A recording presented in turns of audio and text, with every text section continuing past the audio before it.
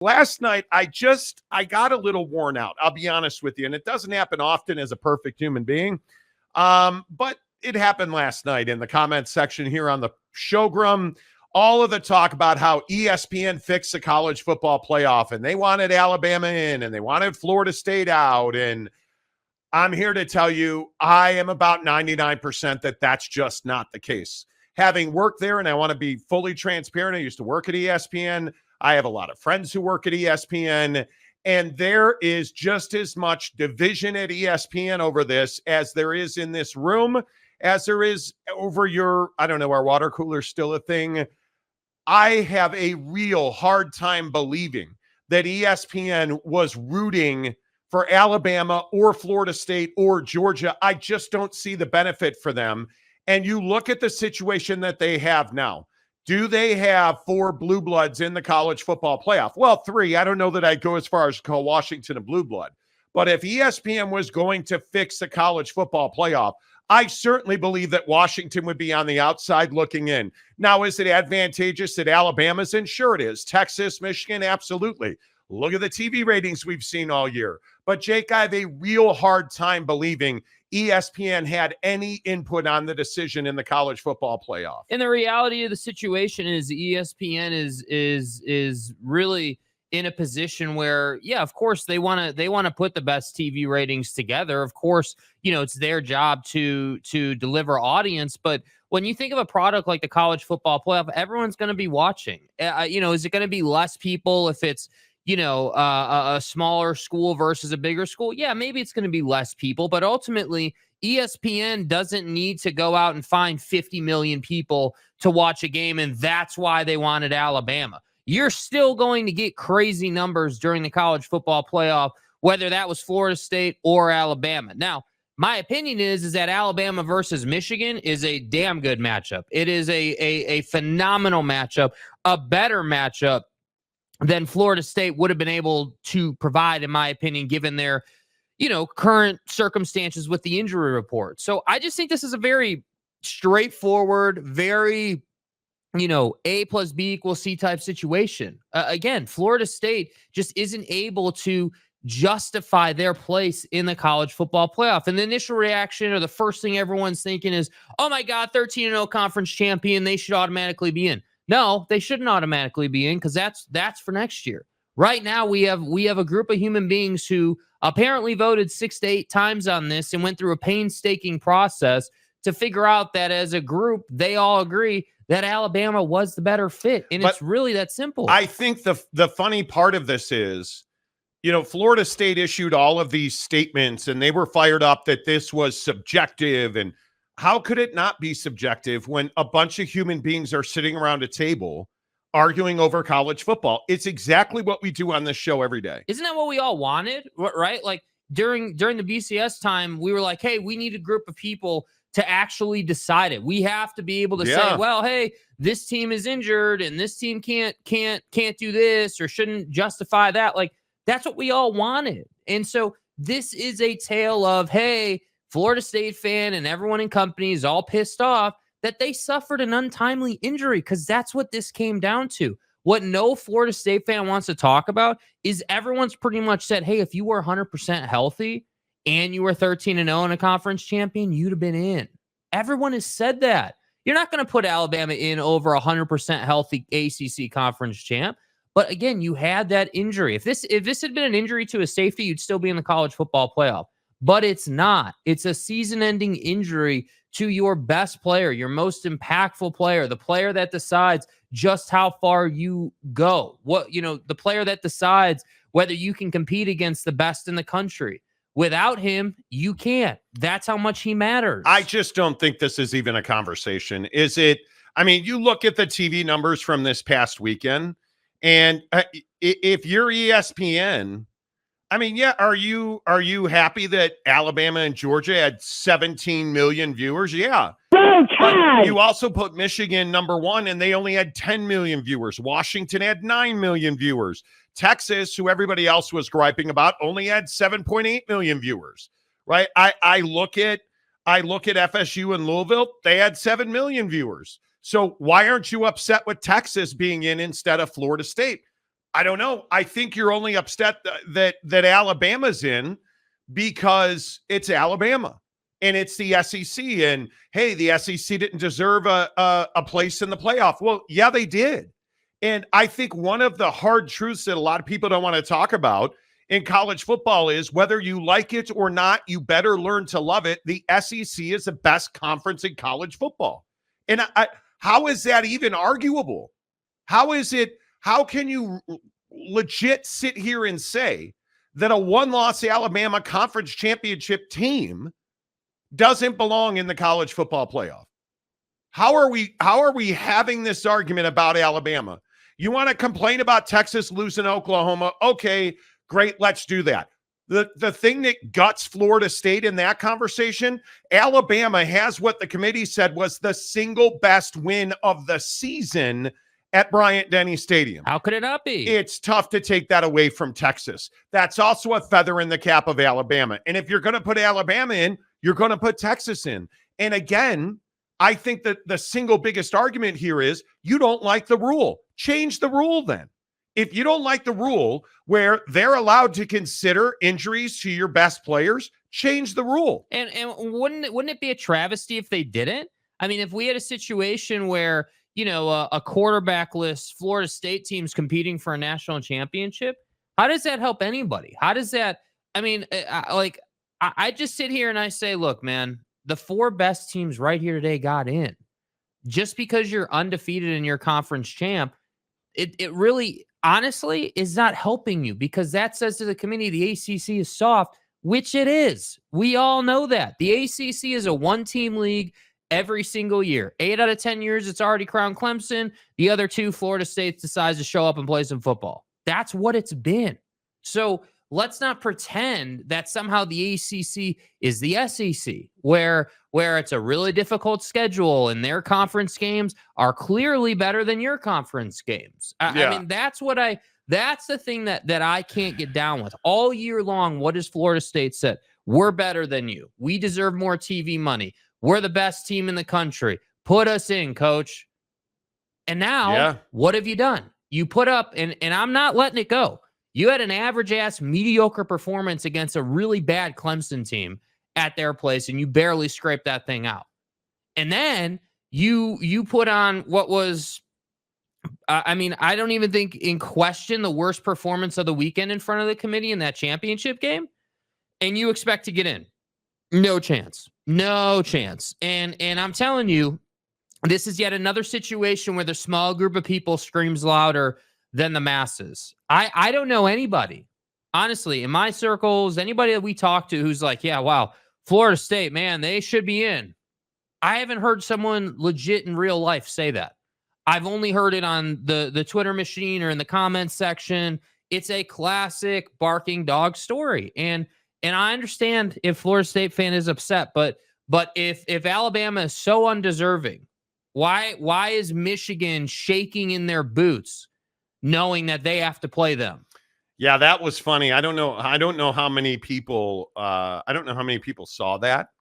The video, we talked about it yesterday. Here's a video from the Michigan essentially family room where all the players, family, staff, friends were gathered for the announcement. Here's the moment they found out they had to play Alabama. Number 5, heartbroken. Who's number 4?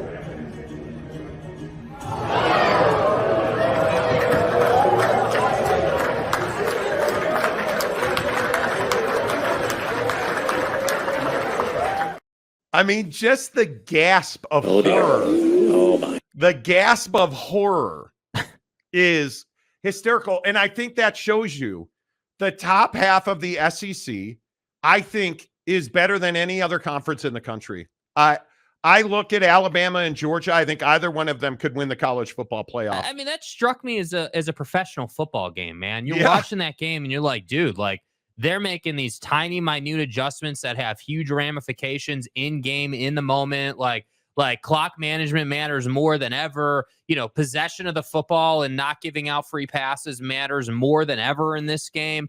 And if I said to you, hey, and I can't remember the final score off the top of my head, but like a less than 20-point SEC game, a 17-14 SEC game, is that going to be a great game or a crap game? Because I'm inclined to say, just on a surface level, that's a great game. And that's why when you look at TV ratings, that game's at the top of the list, because everybody knew if Nick Saban keeps that undefeated streak going at that building, in that building, he's undefeated. If he keeps that thing going, they're in the playoff. He knew it, Kirby knew it, and everybody knew it. And what did he go out and do? He got the job done. And I think you look at these numbers, and it tells you FSU Louisville was not a game of intrigue to most people. Texas, Oklahoma State, I think Oak State was an incredible letdown. Like, just never showed up in the game, and the TV ratings bear that out. Well, and I think the Florida State game, the trouble is everybody knew what was going to happen in that game. Everybody knew it was going to be a dog of a game. Everybody knew that Florida State was going to find a way just to kind of grind it out, because even without their quarterback, they're a better team than Louisville. And what did I get? I got a low scoring, can't even barely get a first down in the second half FSU team that barely scraped by. And I again say, how did Louisville beat Notre Dame? Oh, Notre Dame wasn't very good this year. Mm-hmm.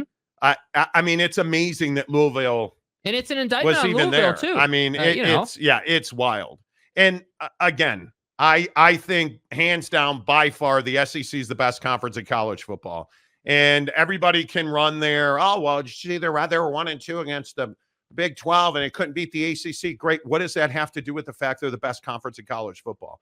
What does it have to do with the fact that, in my opinion, they have the two best teams in the country? And you're out of your mind if you think reputation doesn't matter, right? Like, on some level, even if anybody tells you, hey, your past performance doesn't matter at all, I just don't believe that. The SEC has dominated the college football playoff and the college football landscape for a decade. And even though I don't, personally, I am not a fan of Missouri, the Tigers had a great year. Mm-hmm. I mean, their coach of the year, they had a great year. Just looking at, they're 6-2. Their defense is vastly underrated. 10-2 overall. Georgia 12-1. Right? You look at Alabama 12-1. Ole Miss 10-2. In a down year, LSU's 9-3 and accounts for one of the losses to the ACC. Like, think about how Georgia feels. How does Georgia feel today? Dude, we got one loss. It was to Alabama, and that means we're not in the playoff. Is Georgia having their state senators write letters and, ask for information about? No, because anyway, they know what it is. That's I agree. All right, the Monty Show, presented, of course, by our good friends at BuckedUp Energy, BuckedUp.com, the official energy drink of the Monty Show. And again, every day at this time we do it. And I just keep telling you, one of the main things that I use BuckedUp for, and I love about it, is headache. I have an hour of back and biceps at 5:30 this morning. And then, like idiots, we played a massive amount of golf this afternoon. When you have a meeting canceled, what do? Well, you go play some golf. I think I swung my golf club 200 times today. I'm feeling a little bit, have a little bit of a headache. That's nothing a buckshot can't handle. And there it is right there. Bucked Up, Buckshot, 200 milligrams of naturally sourced caffeine. And what I love about it, if you're like me and you're battling a headache today, you hit a buckshot, and in about 10, 15 minutes, you're just going to be like, man, I feel really good. I feel better. You get a mental lift. You feel more clarity. Your headache goes away. You have the ability to focus so you can finish, again, the Excel spreadsheet, the big phone call. Maybe your kids are coming home from school and you're a little low on patience today. Maybe you and your wife, maybe you guys have been arguing and you just need a little more focus. Maybe you're trying to do something nice for her. Pop a buckshot, have some mental clarity, get going, be the best version of yourself every single day. And if you think about your life situation, what time of day do you struggle? I know for me, when the alarm goes off at 4:55 every morning, it's tough for me to kick my legs out of bed and be like, all right, can't wait. I struggle with that. This morning, what did I do? I went downstairs, popped some pre-workout, had a great back workout today. Phenomenal back workout today. I'll do the same thing tomorrow morning, chest and triceps tomorrow. Cannot wait. And that's because Bucked Up makes products that work because they use elite ingredients that make an elite product that does exactly what it says it's going to do. And Jake and I put our very small brains together, according to the hyenas. You know, us small brain folks. Right. So some folks were complaining about the Prize Picks Giving Tuesday this week. You know, at the end of the week, we are going to give out a what did we say the gift card was? $100. $100 Amazon gift card. 100. All you have to do to qualify for that Amazon gift card is sign up for Prize Picks. Use our promo code Monty, or in the description below, click the link. Make a deposit, $5, $10, whatever you want, and you're entered to win a $100 Amazon gift card at the end of the week. And people are like, well, that's I don't gamble, and I don't play fantasy sports. That's not fair. Okay, it's Giving Tuesday. So on Giving Tuesday, we're going to give you a $25 Amazon gift card. All you have to do is interact with BuckedUp. Show me you have Buckshot. Show me you have a BuckedUp energy drink. Get online and order some pre-workout. Show me that you've ordered today from BuckedUp. I got to see the date. Make sure it's today. No old recycled pictures. At the end of the show today, coming up at 4:30 Pacific, 7:30 Eastern, we're going to announce a $25 Amazon gift card on the show. Today, it's Giving Tuesday. I wanted to take care of everybody. I know that Christmas is here in 20 days. Yeah, take it. See ya. Good Lord, you guys. Christmas is 20 days from today. Yes. That's unbelievable. So we're trying to give you Amazon gift cards because we feel like that's a great way for you guys to spend your money. You get them as soon as the show's over. You can go Christmas shopping. All you have to do today is DM Jake. Let's have you DM Jake, SLC Jake on Twitter or Instagram. Show us that you are using BuckedUp. Whether that is, hey, I've got some in my refrigerator. Hey, shoot a video of yourself walking into a BuckedUp store. Shoot a video of yourself going into a Maverick or into an HEB or wherever you are. Points for creativity, bro. Order at BuckedUp.com. Use the promo code Monty to get 20% off at checkout. Show me you ordered something in, and we'll hook it up.